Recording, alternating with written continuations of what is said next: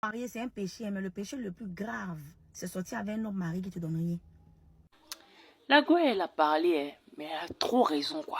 Franchement, elle a trop raison. Ouais, tu peux pas être là, tu sors avec un homme marié, puis tu prends le bus. C'est n'importe quoi. Là, tu pêches doublement. Tu peux pas être là, tu sors avec un homme marié, et puis tu n'as pas construit. Tu te promènes toujours à les mêmes vêtements bizarres et tout. Normalement, même quand un homme marié vient te draguer là, tous les problèmes de ta famille doivent être sur sa tête. Oui.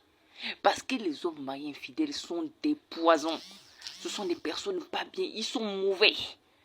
Donc, comme ils veulent prouver que c'est eux les hommes du peuple là, que c'est eux qui ont trop d'argent, ils n'ont qu'à distribuer l'argent à tout le peuple.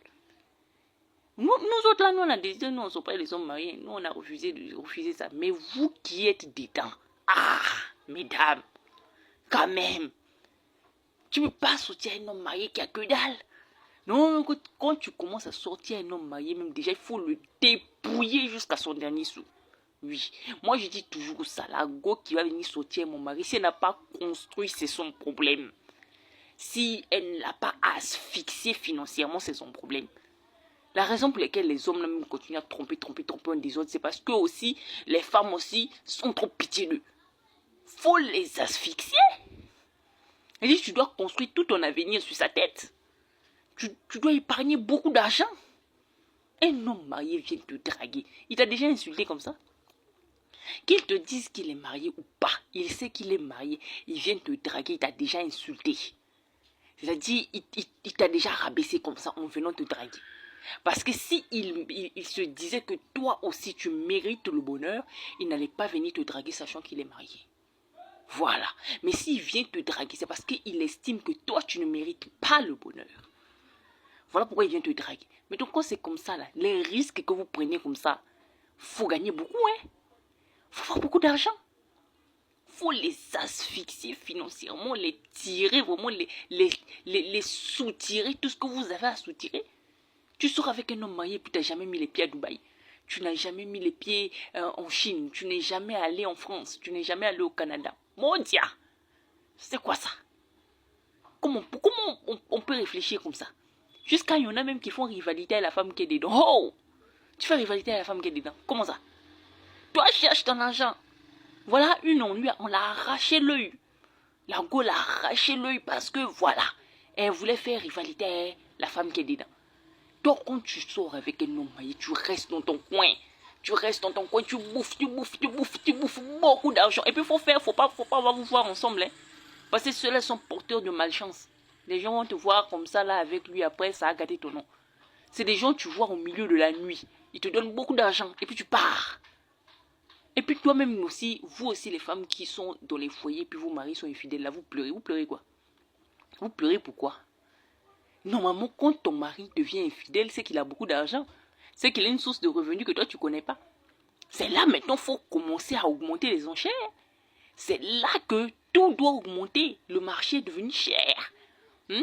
Tout dans la maison est devenu cher. Toi-même aussi, tes besoins ont augmenté. C'est là que dans ta famille, même les problèmes ont augmenté.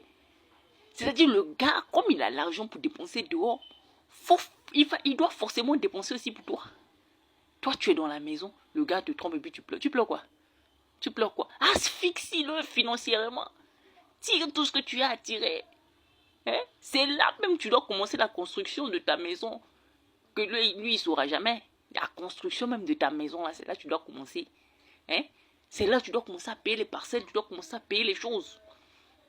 C'est là que tu dois ouvrir une boutique quand ton gars est infidèle. Là, c'est là. Non, vous êtes là, vous pleurez. Oui, il m'a trompé. Oui, je l'aime. Vraiment, hein. Oh. Elle dit celles qui sont les hommes mariés puis qui mettent le cœur là. Moi, je sais pas. Comment on peut être maudite doublement comme ça? Déjà, sortir avec un homme marié, c'est pas bon. C'est pas bon, déjà, tu te rabaisses. Mais dans le rabaissement là, normalement, tu dois tirer beaucoup. Mais toi, dans le rabaissement là, c'est là tu mets les organes, tu te vas à pleurer. Ouais, je l'aime. Ouais, il a chassé sa femme. Tu es pas intelligent, tu n'es pas concentré. Un homme marié qui est infidèle, tu ne dois même pas l'épouser, tu ne dois même pas songer à l'épouser même une fois. Dans ta tête, même l'épouser, même ça ne doit même pas être là. Pas c'est un Djandjou qui est là. Tu vas aller l'épouser, il va faire pire. Hein? Tu vas délivrer la femme là pour aller entrer dans le trou. Toi, reste là de ta position, bouffe ton argent, bouffe beaucoup. Et si tu constates qu'il ne donne plus l'argent, tu le chasses. Tu le chasses, tu le bloques de partout. Il n'y a pas le tribunal pour ça. Hein? Et puis toi aussi, femme mariée, aussi ton mari te trompe, tu es là, il me trompe, il me trompe. Hey. Faites pitié. En tout cas, celle qui aura pitié d'un homme marié infidèle, c'est son problème. Hein? Celle qui aura pitié de ce genre de dianjou là, c'est son problème. Voilà. Lui, il profite des femmes. Vous, normalement, vous devez profiter aussi. Voilà.